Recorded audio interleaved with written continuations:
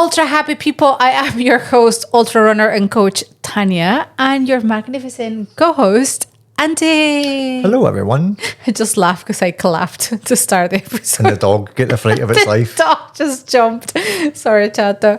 Welcome, everyone. Again, if you are new into the podcast, I invite you to check out the previous seasons as we still on the way to conquering the 5 deserts. And I just want to remind you all what is the 5 desert challenge about. And it is an ultra endurance challenge.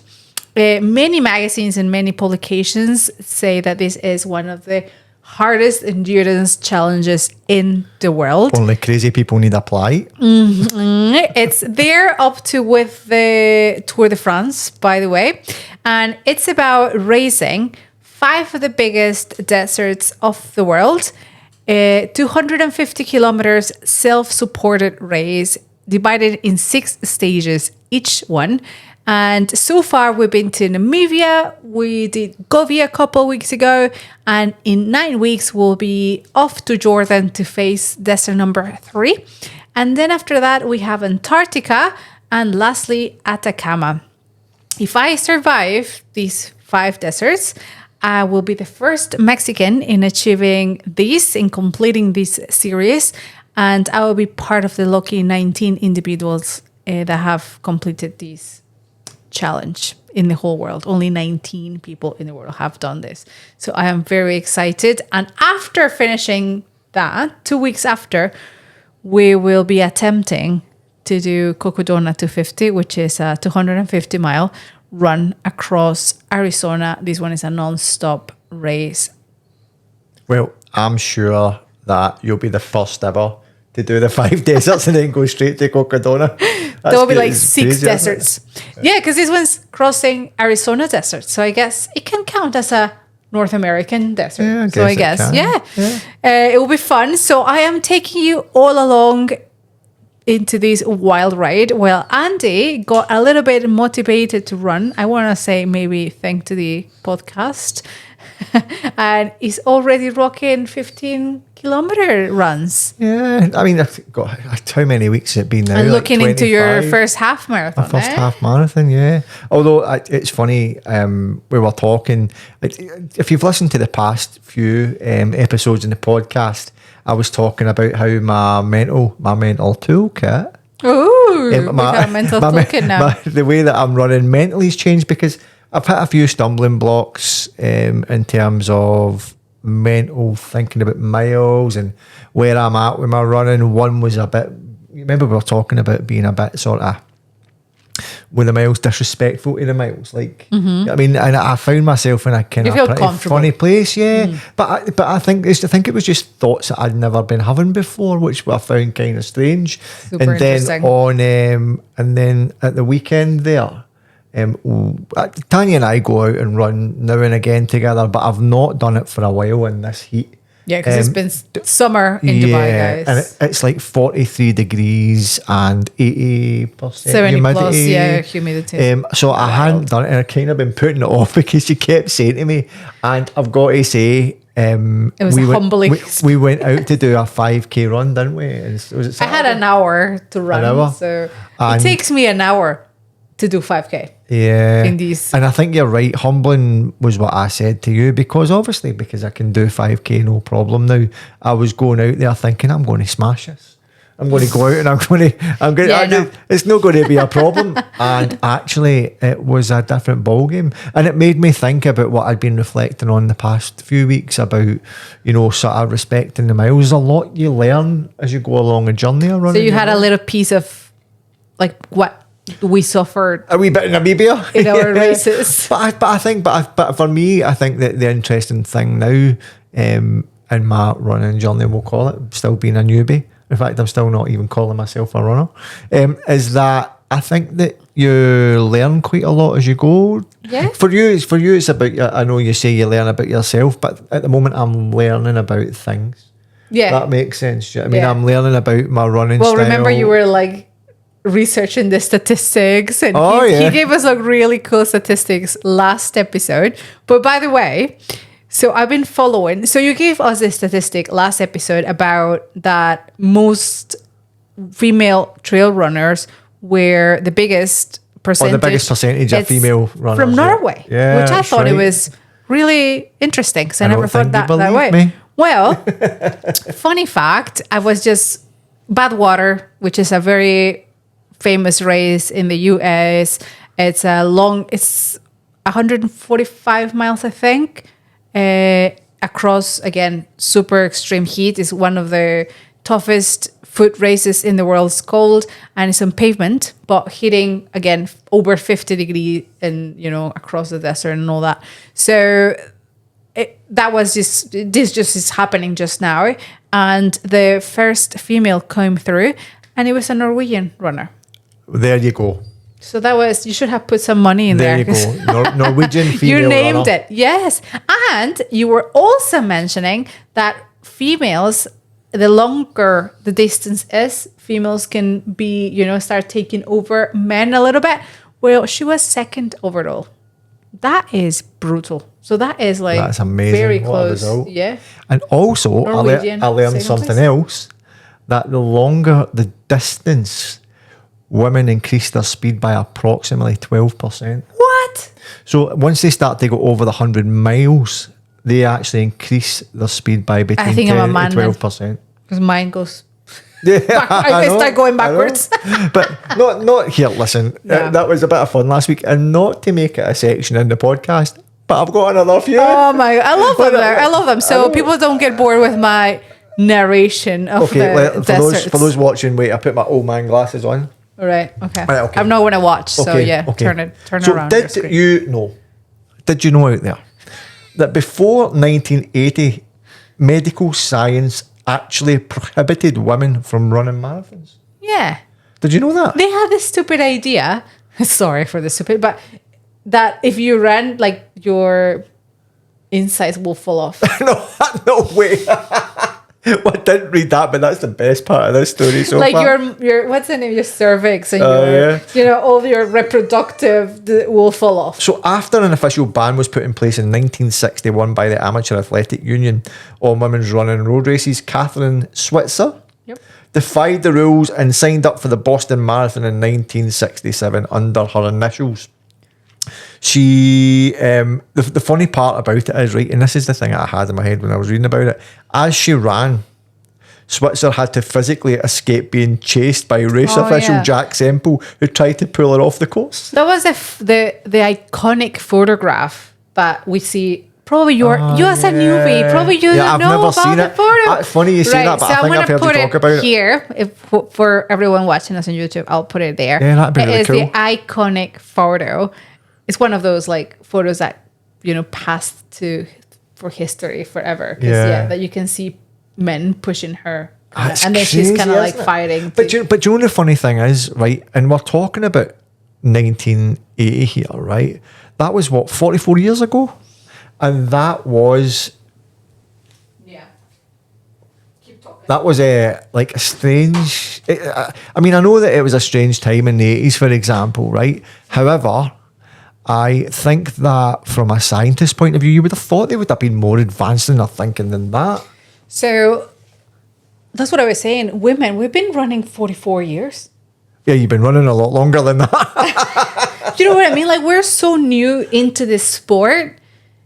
And that's what I was saying. Like, all the studies and statistics and everything is Yeah, always they're always on men, focused on on men, men, on yeah. men. And I'm Yeah. like, we are a different breed. Like, we cannot be ruled by the same studies. And I think it's been picked up in the last couple of years, fair enough. But we still, like, in diapers, to be honest. Speaking about photographs, that you said that photograph is very iconic. It just marked an era. I received my photograph that marked the recent female kind of ultra running era. This happened last year, in the Barclay marathons from Jasmine Paris. Oh, yeah. So you were saying that was the first time a woman ran a marathon. Well, this was the first time a female was able to finish Barclay marathons. If you don't know, Barclay marathons is a grueling ultra marathon. You need to go and watch the YouTube There's plenty of movies and, documentaries about it. So you need to watch it because you've watched it even before you were a runner, and it's just crazy. So Jasmine Paris was the first female runner to finish the Barclay. I think only, I don't know, a very few amount of people have men finish it in this year. So this is I'm showing you guys in YouTube. I'll put it there. I have an official photograph signed from David Miller, and that was the official photo. That's one of the things I bought for me. She looks destroyed in that, doesn't she? I was crying for Fair play weeks. to her, though. That's an amazing result, isn't it? I know. I was going for weeks when I was watching, because obviously she was all over the news, and I couldn't stop crying. And then that just makes you think, in 44 years, like, it took us 44 years to get here. So, yeah. We are in a great moment for women. I mean, it's not, I'm like a big advocate for women in ultra running and all that. But this year, I think, and even Courtney D. Walker, she's breaking all the records and everything. Like, I think we are in like a really cool era. So 44 years. Yeah, I mean, Courtney D. Walker is obviously at the moment, and there's nobody like her, and there's nobody been like her. I know. I think it's amazing to see that coming through now. I know. So it's insane that, you can see it definitely upcoming. But Okay, number 2. Okay, sorry for the... Have you ever heard of the Marathon Monks of Japan? No. Okay, so this is amazing. So the Marathon Monks of Japan take on the Kyogo, Japan. Okay. which is a 7-year endurance ultra marathon pilgrimage to achieve spiritual enlightenment. I think I've read it in a book, though. Only 46 monks have ever completed the 1,000-day challenge since 1885. They wear white, the Buddhist colour of death. I love that. This serves as a reminder that the journey will take them to the limits of life itself and beyond. So how many days they have to run? So it's what they're doing is, let me just finish. So daily they're allowed to eat just one bowl of rice and one bowl of noodles. For the first 3 years, the monks have to run 30 kilometres, which is 18.6 miles a day for 100 consecutive days. I can do that. For the 4th and 5th year, the monks have to run 30 kilometres a day for 200 days. That's not too bad, though. But still. Yeah. I mean, what do you mean that's not too bad? Hold on, what are you talking about? I want to ask, what kind of 30 kilometers? Like, is it like a lot of climbing involved? I is it in pavement? I haven't seen the course exactly. But we need more say, details. But if they're running to achieve spiritual enlightenment, I'd say it's not going to be easy. Yeah, because that will make a difference. I mean, I know like it can be a 30K of like crazy amount of birth, so climbing. Yeah. Or it can be just like, Well, funny you say that about the crazy amount of air. Okay. Do you know what the highest ultra marathon challenge is in the world? No, I know the highest marathon, What's that? the Everest. Well, they have an ultra marathon as well. So the Everest ultra marathon starts at 17,500 feet, and it's the highest ultra marathon in the world. It's 70 kilometres, and the next one is on the 29th of May next year if you want to join. When? 29th of May. 29th of May? Yep. No, I can't next year. Thank God. I'm busy. But you know, But we are hiking to Camp 1, just to let you know. Yeah. Okay. Yeah, you get ready for that because it's happening. One day of our life, we need to do that. But that you're mentioning the altitude, right? Yeah. Because it's crazy running in altitude or being in altitude. Me coming from Mexico, I've suffered or I've done a couple of races with altitude, and it's brutal. It can blow your brains. And Atacama, the last desert that we're going to face, it has some crazy altitude. So. Well, funny story. It's actually, do you remember when I moved to Mexico? And this was in the early days. God, this must have You're been not altitude. This must have been about 8 years. No, it must have been about 9 years ago.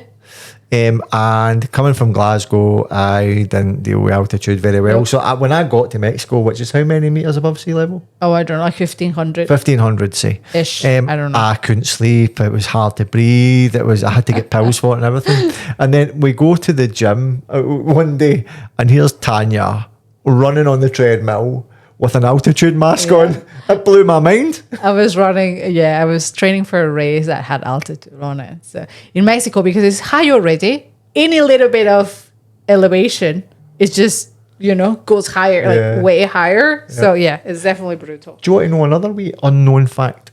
Just when we're talking about altitude, do you know that the competitors who run the Berkeley marathons actually do double the height of Everest in elevation. Yeah. That is crazy as That well. is So it's crazy. obviously because And it's you have rolling up and crazy down. cutoffs, so but you need to be fast. It's rolling up and down, so it's not that continuous the way that Everest is. No. But yeah, it's mental, isn't it? Yeah. Mental, isn't it? Yep. And last one. Okay. Last one. This, because I'm a sneaker guy, right? This one blew my mind. Yeah. So, what do you think last year was a top performing running shoe company? Top performing. That means that people bought it more. People bought it more. Bought it the most. I want to say Hoka just because it's everywhere. No, Brooks. I guess. Brooks, 22% overall I've running. never tried any Brooks or anything, so I don't know. I'm not But into the I mean, Brooks. Hoka and On and all these other shoes, and remember we were talking to Antonio before. He was saying that they're taking Balance. they're taking a much bigger market share now.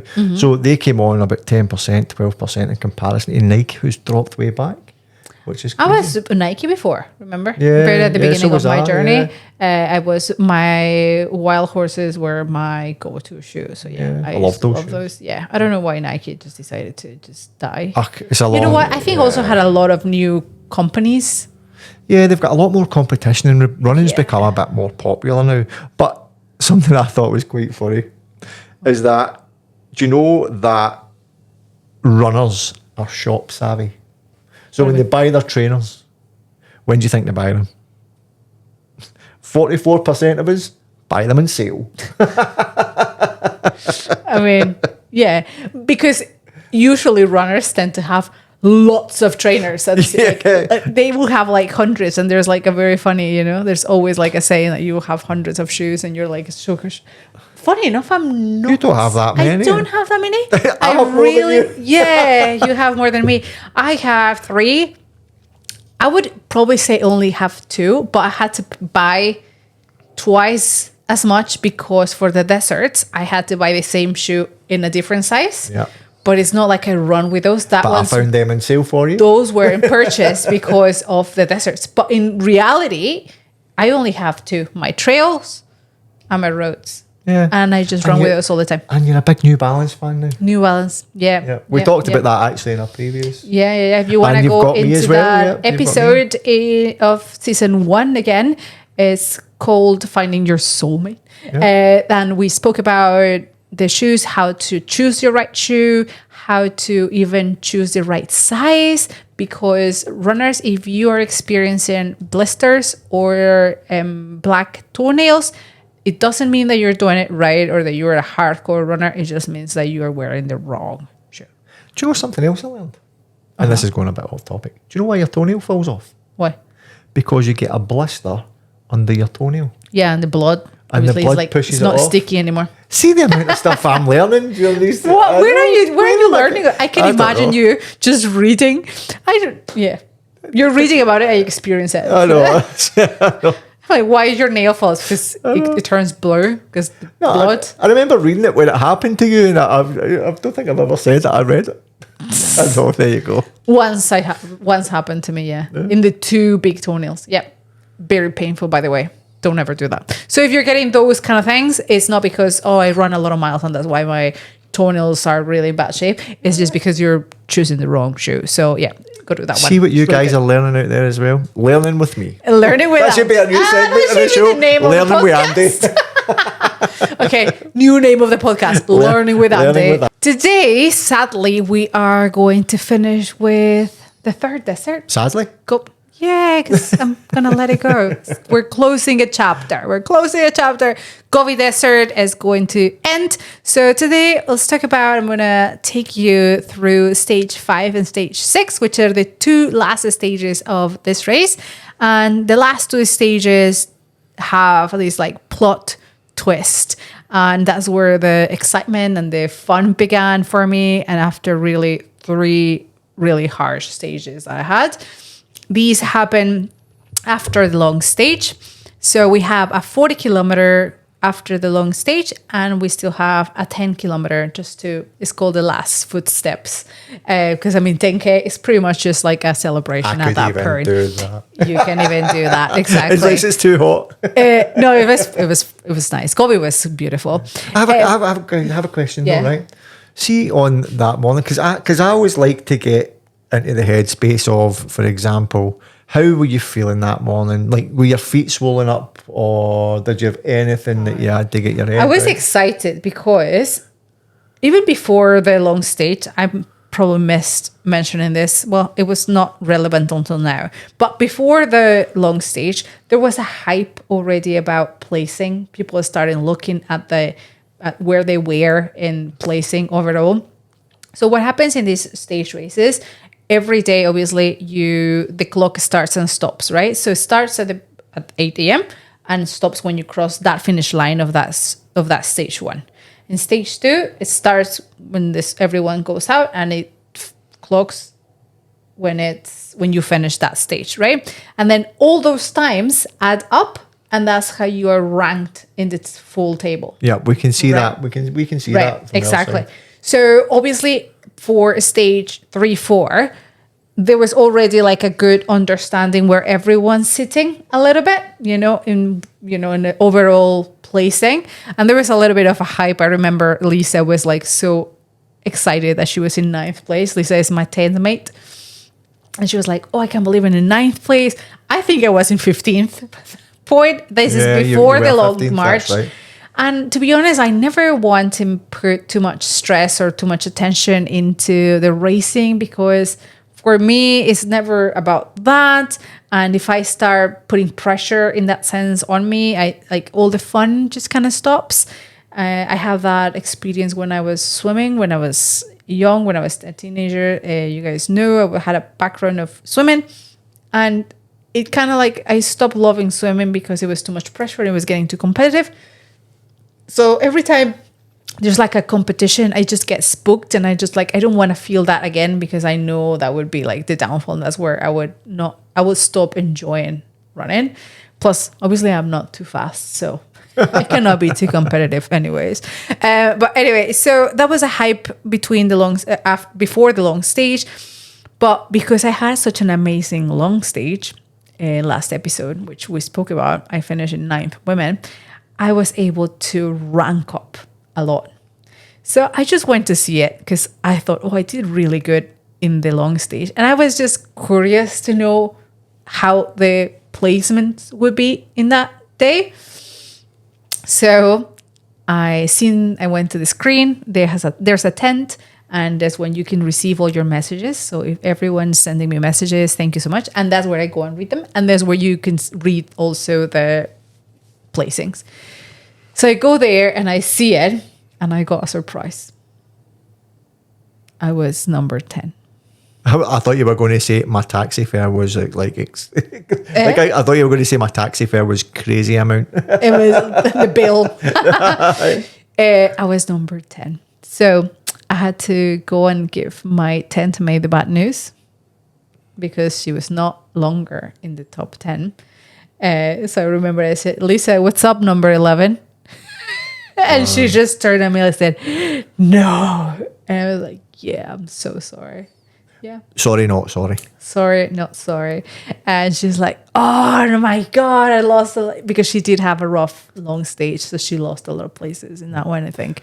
But what about from a physical point of view? Because that's mentally. Because I would have thought after that amount of distance you would have had, like, legs would have been sore. You complain a wee bit about your hip flexors. Yeah, I was gonna say my hip swollen flexors feet probably. and stuff like that. I think my hip flexors and my quads were a little bit like screamy a little bit. Okay. But okay, like I can move, because we have a marathon to go, 40 kilometers. And I decided after seeing those results that I was gonna do my best. I was not gonna let anyone pass me that day. I was like, I need to do good in this one, right? I need to like put distance between 11, 12, 13, the placings before, like after me. I need to make the gap bigger, because otherwise they could, like, the difference was not much. I think I was in front of Lisa for like 10 minutes, which is not a lot. So I knew I had to push to break to make that gap a little bit bigger.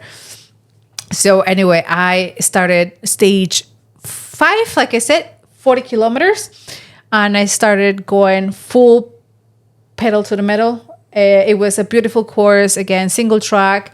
It was, the first half was not flat, but it was like a steady incline. One of those like really heady inclines because It's it was just a long hill. yeah, but it was not like birds, like, but you can see it was like one of those super steady up that is like you can feel there's an incline, look at but it you and cannot think- see it. You look at it and think, okay, it's not bad. And then halfway up, Yeah. you're like, what's my happening legs here? were my legs were feeling it. But you know what? I love that pain. That pain I like. That pain of like muscly pain, like, oh, it's working. Not my feet pain. Were you in the pain cave? No, I was like in the enjoying pain cave. Oh, really? There's like two. There's one that is like, this is really painful, not fun. And there's another pain that is like, oh, I love this. Like, you know, I'm still not going to the pain cave. burning. Still staying away from any pain cave. I'd rather get on the struggle bus than go to the pain cave. What's up with our names? Seriously, I know. We are hilarious. So I was there for a little bit, and it was funny because checkpoint number 1 went really fast. I was trying to hurry up. Checkpoint number 2, I could see the faces of the volunteers really surprised when they seen me coming up. There was like in a hill, and they look at me and they were like cheering and like trying to put my waters really fast and stuff. Think that doesn't happen when you're in the back. When you're in the back, everyone's like, oh, hello. Telling each other sit jokes down. and stuff. Yeah, have a coffee. Like, you want a cookie? You want to watch a movie? But yeah, like they're all chilled. When I came, it was like a truly car Different pit thing. stop. Yeah, everyone was trying to get me out there. I didn't even have time to like nothing. They were just like pit stop super fast. And one of the girls said, oh, fifth woman coming. And I said, you have to be joking. I'm number 5. I was like, that's it. I made my goal for the day to not let any women pass me. That was like my focus. It's a wee bit of determination there. It was like, this is game on. So I was like, I will have to like shovel them to the Yeah. attack some women. Can't say that. No, I can't say it. But yeah, I was like, no one is like over my dead body they're gonna pass me, right? So I made that my mission for the day, and it was fun, but it was not fun because then the turning back to look back every 3 seconds began. It was like someone was truly chasing me. But that adrenaline is something wild. I was just like looking behind me every 3 seconds. No one was coming. But it's just the adrenaline that you don't know how close the person behind you is. It was just wild. It was like adrenaline, which I liked, but I don't know if I would enjoy doing the whole race with that feeling, because if you ask me how was the trail or did you take any photo, like nothing. I've got nothing from that day. You were just purely focused. Yeah, I was like narrow. Yeah. Like my whole vision was just a trail. How am I going? Where am I going? You know, I was like truly like. It just shows you the difference. And we talked about in the beginning about like the mental toolkit and what goes through your head. Even you as an experienced runner in a race, how much your mind changes from being one racer to another. And one day to another. That. Yeah, one day to another, yeah. The day before I was enjoying, I actually did a really cool video about the 80 kilometers. I was like recording me every certain amount of distance, and I was telling you guys how was it, like what was I going, like I had time to take my phone out, like I was enjoying it. This one, like I don't have a photo. I don't even have a recollection of a lot of things because I was just like in the zone. I was just determined to not no one pass me, and I was just like fighting for my life. So yeah, it was fun. But it was fun, you know, it was fun. I wouldn't like to race it like that every stage or every race because like I said, I think I missed that day. I don't know what happened. Yeah. Even though it was fun. And then like 700 meters away from the finish line, like I can see the finish line from like very, very far away. Well, 700 meters is far away because we were on top of a hill, and you kind of like turn around that hill, and I was coming down the downhill really fast, and suddenly I seen Lindsay, which was number 4, just kind of walking, trotting just down below me, and I just started like even going faster, and then obviously like me, she turned around because we all turning around every 3 seconds just to see who's behind. and she seen me. And then she started sprinting off. And I was like, no, no. So she made it in front of me for like 1 minute. I think it was like 40 seconds.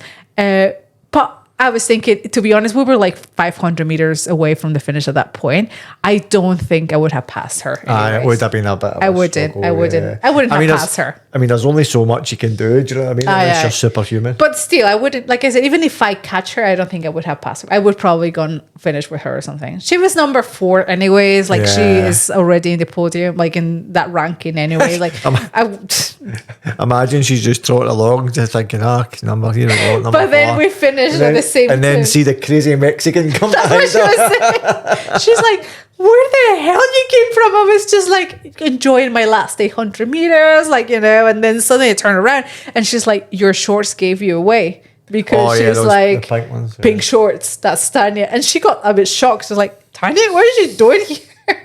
And she was like, oh, you chased me the last time. I was like, I was not going to pass you. I was just, I know. I got excited for a little bit. So it was funny, and we shared a couple of laughs at the end. But, she's like, that was a good chase. I was like, I was chasing you. But it's definitely funny, isn't it? Like, because, I mean, I'm not saying that you don't run for a position. Mm-mm. That's not what you do. You get out there for the endurance element and testing yourself and seeing what you can do. But how quickly it changes. I know. And then it was like, oh, now I'm going to hold that 10th position. I want to hold that 10th place. That makes me think of you differently now. Why? Put you under pressure. Never know what's going to happen. Oh, I can go crazy, but I don't like that. I don't like that part of me. I don't like it because I don't enjoy it. Yeah. I am very anxious. But you can't say you don't enjoy it because when you came back, you were so delighted that you were in the top 10 females. I think I'm a good... And you would never have got that unless you'd done that. Yeah. So it's a trade-off. Yeah. But I'm very anxious.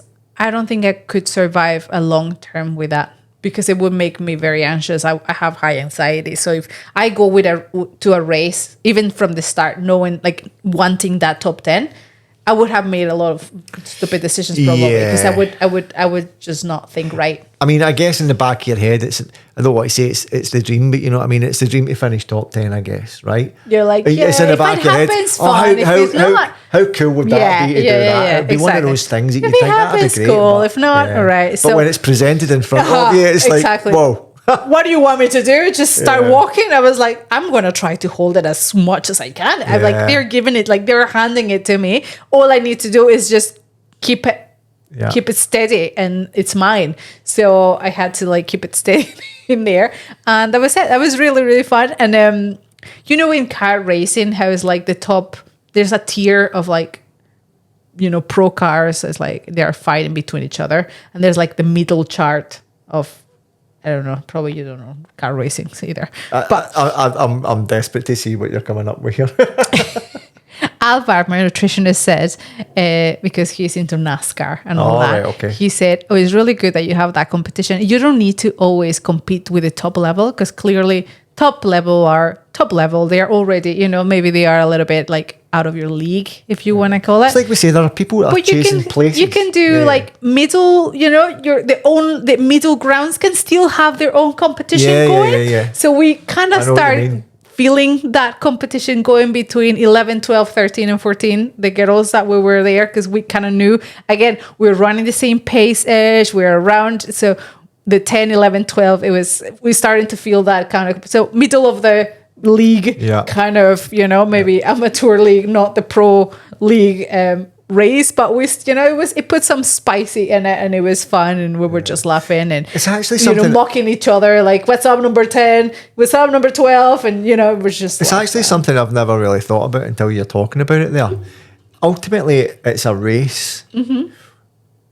How does it feel knowing you're never going to be first going into a race? But I guess you've just answered that. Yeah, because you've got your own sections. Because ultimately, that's it. That for me is a difference between ultra marathons and that kind of sport versus other ones. Because everybody wants to be first. Yeah, you want to either win the race and be number one, or at least be a podium, or you want to be the top team of the league, or you know what I mean. But you don't necessarily have that, and Yeah, that's and what running is is interesting. Yeah, It's more like against you. I know it's going to sound cheesy, but it is. you're almost against yourself. Even like marathons and things like that for the runners who try to get better times. They know they're never going to be. Yeah, they're not first. gonna. You're not gonna beat the canyon. It's not like running 100 meters in the Olympics. Do you know what I mean? What happens is it's not about wanna be becoming first. better It's want to do a better time, yeah. or have a better like race and feel like you've performed better overall. You know, So that was fun that's to interesting as well, do yeah. that, and on top of it, have like people to be racing with a little bit. So that definitely was super fun, and it was the middle of the pack competition going on. We were never gonna win, but still have fun. So stage number 5 was that one after the 80 kilometers, and then after that we had the last stage to go. So stage number 6, like I said, is the last footsteps. It is 10 kilometers only, and it was very flat. Well detailed. Us remember we have in the morning we have a briefing really fast. What's they still doing in the 10K? This is what's going to happen. You're going to body still in good shape, still feeling pretty good. Yeah. Let's go into that. No. Great. This is the part I love. Yeah, sorry. And I forgot to mention something else. I was broken. Yeah. Pushing 40 kilometers to the top of my abilities, let's call it. It was hard. My quads and my hamstrings were, even like I said, in that uphill, and there was rolling hills and all that, and I was trying to trot the uphills at that point. My hip flexors were screaming. And then there was like really steep downhills, which I love running them, but my quads were just crushed as well. So obviously at the end of the day, I was so broken. I was so sore. I was like Tuesday sore. I couldn't even sit down. It was like really painful. I was like, oh man, and I still have 10K to go. But you can walk it. I will go into that later. But I was really sore. And when I finished that day, I look at my shorts and they were broken. Again, the pink ones. Yeah. Lululemon shorts, they are not made for 250 kilometer racing. It's clear. Or I was running so fast. I was going to say maybe it was the thighs were going so quickly that you just worn it away. Yeah, burn the stitches away. So all of my insides of the inside thighs of my shorts were just destroyed, shredded to pieces. So sadly, when I finished, I had to. There was a couple of people. I asked if someone had a sewing kit, and I was just sat there sewing my shorts because I still have 10K next day. So you can't do it in your underpants. Well, I guess that needs must. I don't think it would be a pretty. Pretty sight. So yeah, for the sake of everyone, I sew my pants. I put them to dry because they were soaking, and that was funny. So I ran with like my. I suck at sewing. I mean, can you imagine? I should show you guys. I will put a picture here of because I kept the shorts just for I don't know. Yeah, to be fair, the dog could have done better. I know. It's like this horrible. I was like, I don't care. But what was it? What was the mood in the camp and stuff like that night and stuff? Oh, it was fun, and I realized because I finished very fast. You get to see everyone coming in. I usually don't finish that fast. I was like really hungry really fast, so I ate my meal like at 5-6, and then I was like, I don't have any more food, and then like I was hungry again at 8-10, and I was like, oh my god, I'm gonna struggle because I usually finish later. So let's say if you finish at 5-6. So the moment the time you get there, you place yourself, put the water and everything. You're eating your dinner at 6-7, so that's pretty much a good time for dinner, bed, and there's no time for you to be hungry. But if you finish really fast, you have plenty of time to be around the camp, and it's just a lot of time just hanging around, which that happened, and I was just blown away. It was a day that I surprised myself because the people that I thought they were really fast, they were coming hours after. And I was like, you know, like, what did I do? Like, why am I here before everyone? It was just a weird feeling when you're like, why? Well, see emotionally, how did... And everyone was like congratulating me. That was a very nice feeling, by the way. Yeah. Everyone came to say, Tanya, oh my God, what a race you showed today. Like, I am surprised. Like, they were all, like, you can see people, like, they're shocked in their faces. That's good. It's a bit of a positive and a negative. It's like, I couldn't What, believe you you could do that. I know. What are you doing here? I know. But then you go, you know. But you know what? What I was telling everyone is like, it was the first time I really had a fair shot At running. at running, and also the 80K. And these ones were my kind of terrain. It was not hot. Like, this is what I love. Like, I can run. So it was a great way of showing everyone that I do love to run. I love running the trails, not hot and sand. And it was like your home ground as well, like we were saying, Scotland. So it's a great way to show everyone. It was a similar sort of course. I was telling everyone like that. As I was just about to say that, how were you emotionally going into it? Because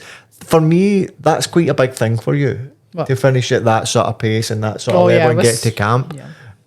That early and experience all these new things. How did you feel emotionally about it? Were you excited or were you I couldn't believe it. sad? I couldn't disbelief. Yeah. Disbelief.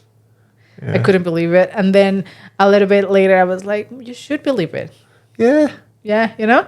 Yeah. But it took me a little bit. I was like, I even checked my watch again. It's like, did I cut off a bit? 2 days before you were running around the camp to do your extra kilometres for your watch. I think, I was in disbelief for a long time. Yeah. Until like later on, I started like realizing that, you actually, you can run. Like, why are you second guessing yourself? So I guess, But I guess that's a good message for people even listening out there, is actually believe in yourself. Yeah. Do you know what I mean? And when you set your mind to doing something like that you can, you can get out there and do it. Although we talk about that, there's everybody running that race, from the people that are looking for the podium place to the people that are maybe just excited to get into the top 10 like yourself. Yeah. The people that are doing it for the endurance, and Just the to people that are finish. just the people that walk. Everybody plays their part, you know. Yeah. And I think that it's what you have got to be excited about. It's important. Do you know what I mean? And for you, it was that day. That's what I said. That's what so excitement. That was and the fun, because obviously I was like, who doesn't like to feel like that? Oh, right? yeah, So I was 100%. super fun. Oh. Proud, Oh, that proud. congratulations. Very proud. Yeah, everyone was like in shock. So it was fun, and the next day we had to run a 10K. So it's not over yet, right? I am destroyed at that point. Like, can you imagine? Like, I already ran 80K fairly fast, like fairly good pace. And then the next day I smashed a 40 kilometers, pushing myself. And then I still have to do 10K. Question. Yeah. So it's obviously a cumulative time race, like you Yeah. were saying in the beginning there. I'm not sure whether you've done that intentionally for this question, but What? is there a point over the 10K that the person who was behind you can take over you? Yes. And then you lose that spot? Yes. Ah, right, okay. Because I But- don't know why I felt from the, maybe it was different. It But was like that it was just a point- race for 10 kilometres. No. They're all the same. Right, okay. The 10K still counts on the Right, overall okay. timing, if that's your question. But at that point, I was already like, I'm not giving away my 10th place, right? But with my 80K and the 40K that I did, a really good one, I went to check how far the person behind me was, and she was 40 minutes behind me. So there was pretty much no way they will. I was going to say, I bet you were in the tent I that know, night I was- studying. Like that, right? Where is everybody? How's it going to be? What time can I run this 10K at? If I keep a 7-kilometer pace, If she does 12, I'm... but I was like, she's not going to, is she? But still, though, I could just imagine you scoping round the tent looking for her number and saying, right, I'm watching for her. It was It was a friend, wasn't it? Yeah. It was Lisa. Lisa. So anyway, so she's fast, but I don't think she will sprint 10K. But still, though, still, I cannot walk it. I said I need to at least trot it, because 40 minutes in a 10K, she can pass me. She could pass me. So anyway, it was very funny. But because I was like so scared someone would jump my spot, I was like at the start line or even breakfast. And I was like with me, Lisa, Manika, and other girls. And I was 10, 11, 12, and I was like, you know what, guys, I think like it's 10K, we should take it easy. Me trying to like Do the mind beg. games. Yeah, please let me walk it. I'm destroyed. I'm like, girls, I'm like so destroyed. I think Let's all just walk together. yeah. That is almost cheating. That is terrible. I tried that and they were like, no. And I was like, well, okay, what about let's just wait on each other and let's just cross the finish line in order, right? So just wait for me because I'm number 1, I'm the 10, the person and then we cross it in order, right? Let's just do some camaraderie here. Help me out because the old champ cannot run anymore. I'm really, really broken, right? So Oma was like, yeah, and they was laughing, but I was like, yeah, but no. I was like, oh, man, but I'm just gonna take it easy, And they were like, yeah, we'll take it easy, right? All the girls. And I was like, okay, all right. Race starts. Kilometer 2, 3. I was like trotting along, right? Suddenly, Manika decides to sprint next to me. And she's a sprinter. Manika's a sprinter. Remember, she's a sprinter. She's a sprinter. And it's all pavement. This flat pavement. Not my cup of tea, right?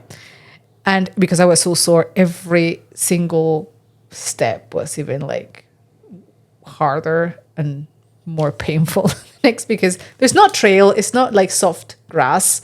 It's pure pavement. Like it was just, yeah. So I was like trying to not die and then suddenly seeing like my Nike sprinting off next to me. I was like, oh, hell no. So here I am sprinting behind her for the next 8 kilometers.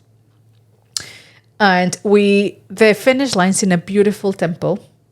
They set up there. Oh, then yeah, you walk. lovely, You kind of like go around the temple, like surround the temple, and then walk into the front door, and then run across the whole temple, and then that's where the finish line is.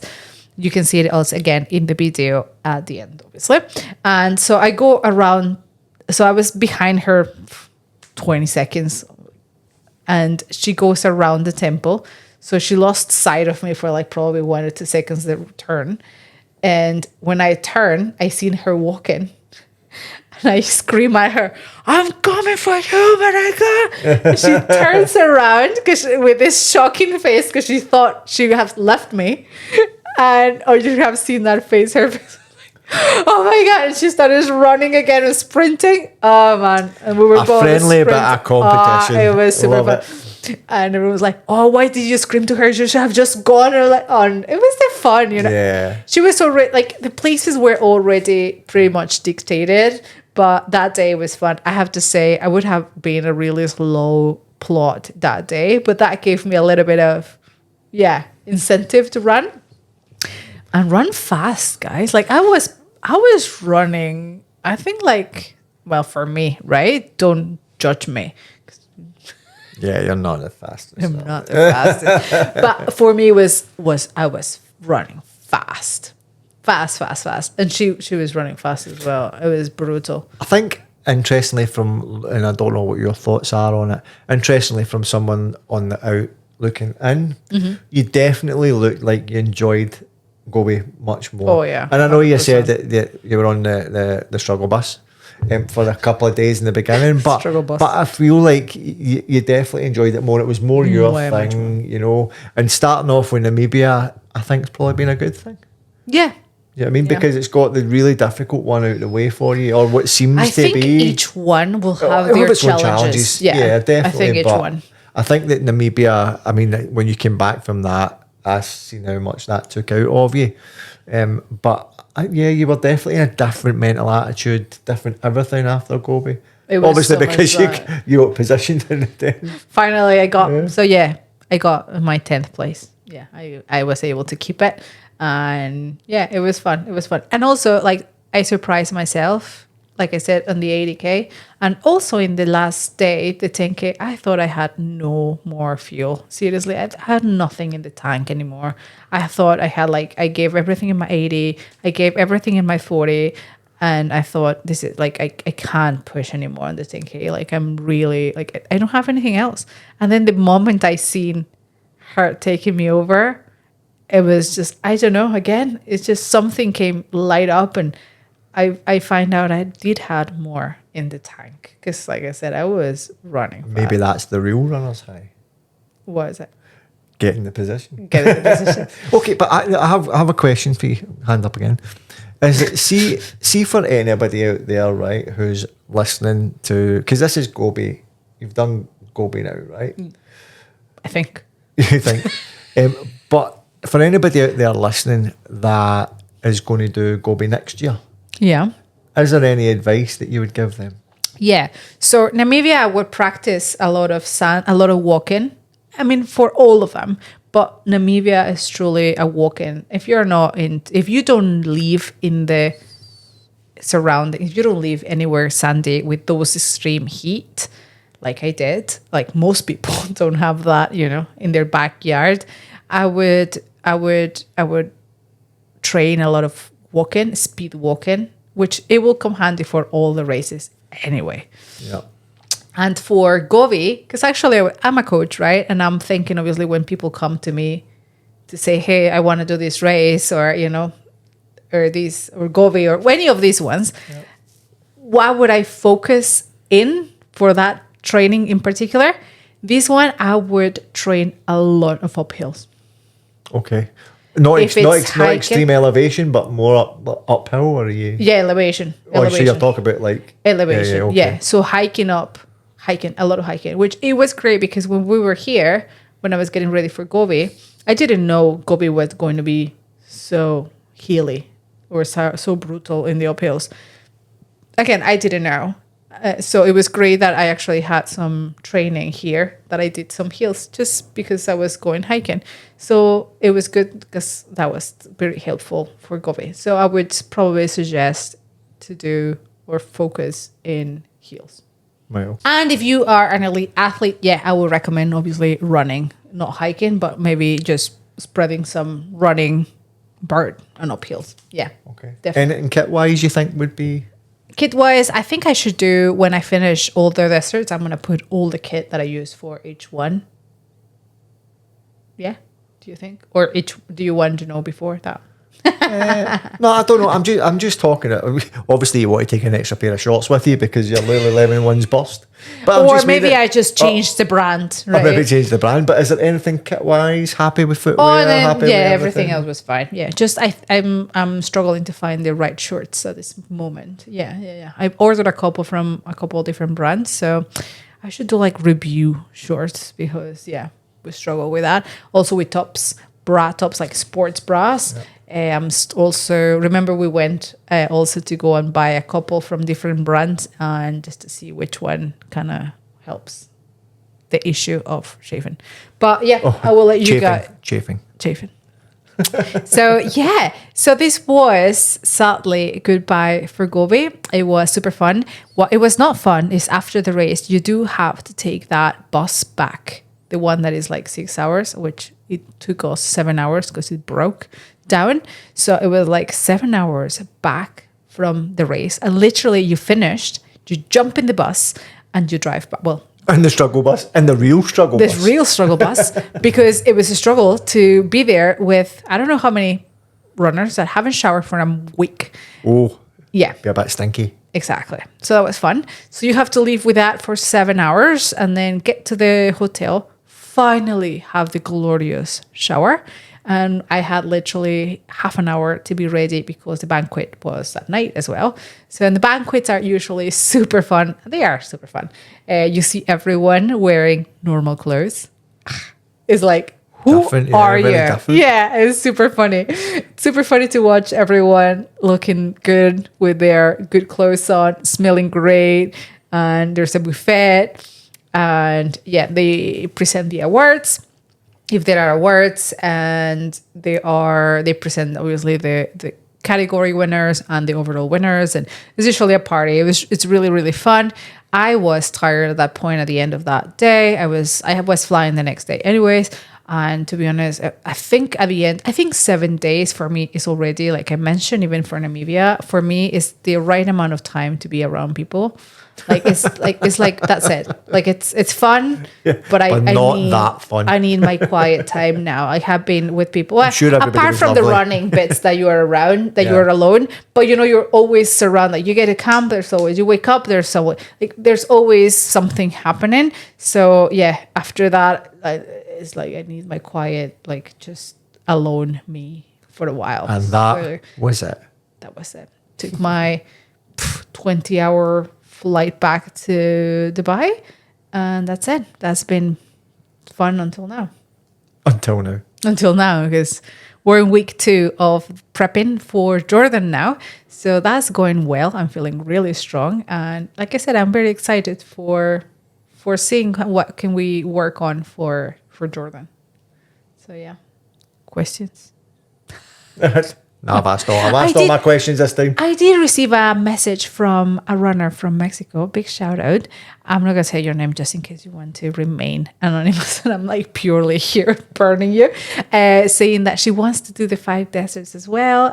No, it was a guy, sorry. It was a guy. And then there was another girl as well. And they were asking me a lot of questions online and sending me, So first of all, if you're interested in doing any of these races, feel free to send your questions, but check all the podcasts since season 1. There's, I think, a lot of answers A lot there. of information. So, and then if you still have questions after all that, shoot them. I'm happy to obviously share all this with you all. And I'm so excited for the future races upcoming. So I will take you along. I'll take you along for the training now. And we're going to have super fun guests in the next episodes now. Let's start prepping for Jordan. So that includes, again, training, nutrition, gear. So I will be sharing with you that side of it, the prepping side, now that we are finished with Gobi and Namibia. So yeah, any questions? I've asked them all. You're not raising your hand, so no. No, I've not raised my hand. He raises his hand, people that are not watching on YouTube. Andy raises a hand if he has any questions. So no questions. Was a good schoolboy. Cool. Have a wonderful weekend. Andy is going to trivia night, so we have to wrap it up early. He's been studying so much of statistics that we're going to put it to the test. I tell you what, if it's about running, trivia I have Thursday nailed it. at the local bar. So we will let you know if we win. So have a wonderful weekend. And remember to keep doing whatever makes you ultra happy.